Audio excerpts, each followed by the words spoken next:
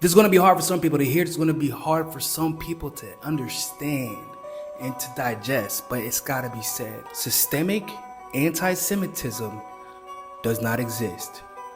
It is a myth.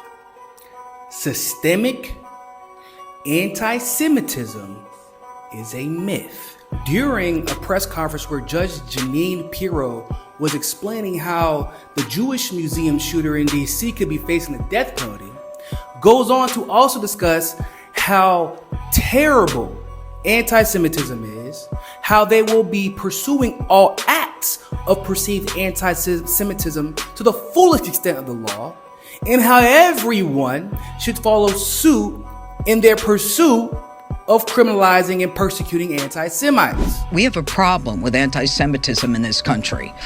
We're going to be very aggressive. You heard from the FBI, the MPD. We're going to look for these cases. We're going to prosecute these cases to the full force of the law. It's a problem, and we're not going to tolerate it. Anti-Semitism has historically been one of the biggest scabs in the world that keeps getting picked on and picked at.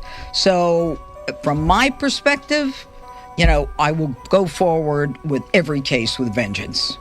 Now, as a black man, this caught my attention because I tried to think of a time where black people were killed because of their race that they can't change, not a religion that they can choose.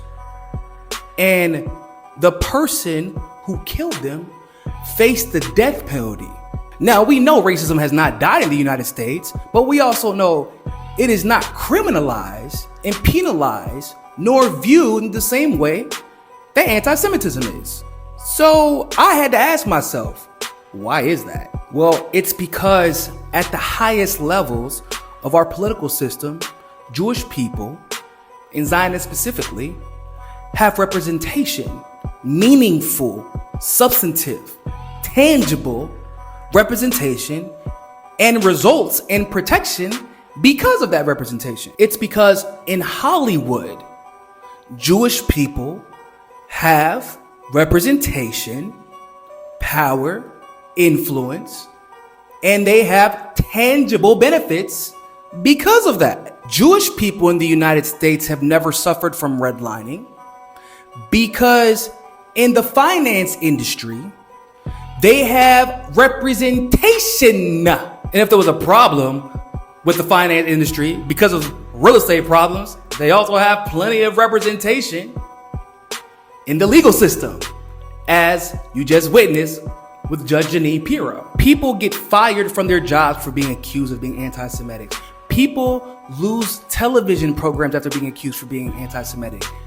You can literally commit a genocide as long as you blame people for being anti-Semitic and causing you to act in such a violent manner. And as long as you call them anti-Semitic, they're not allowed to call you out for the genocide. Does that mean that no Jewish person has ever faced discrimination? No, that's not what I'm saying. But what I am saying is that 98% of the time, in contemporary times, if that Jewish person experienced anti-Semitism, they damn sure got rewarded for the damages of their experience.